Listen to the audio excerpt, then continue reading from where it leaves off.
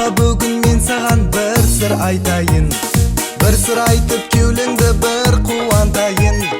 Апа, менің ұнатқан қызым бар еді. Ruxsat bersең сол қызды алып қайтайын. Апа, оның көздері қап-қара тынық. Ашуланып бақырсам да тұрады күліп. Апа, үйге сол қызды келін қылайық. Ерте таңда сәлем беріп тұрсын иелі. Апа, үйге сол қызды келін қылайық. Ерте таңда сәлем беріп тұрсын иелі.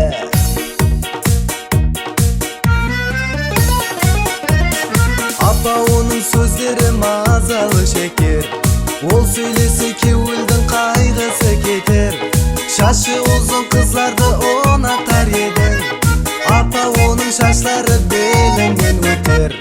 Апа, оның шашлары қап-қара ұзын. Тамағың адам кіргізіп салаты тұзын.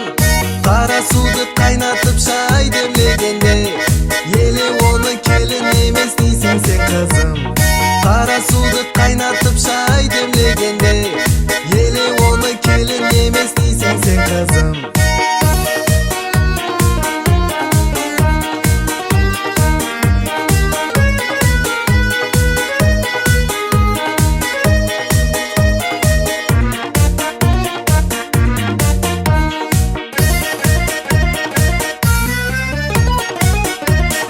Қамырыңды илейді табаққа ұнсап.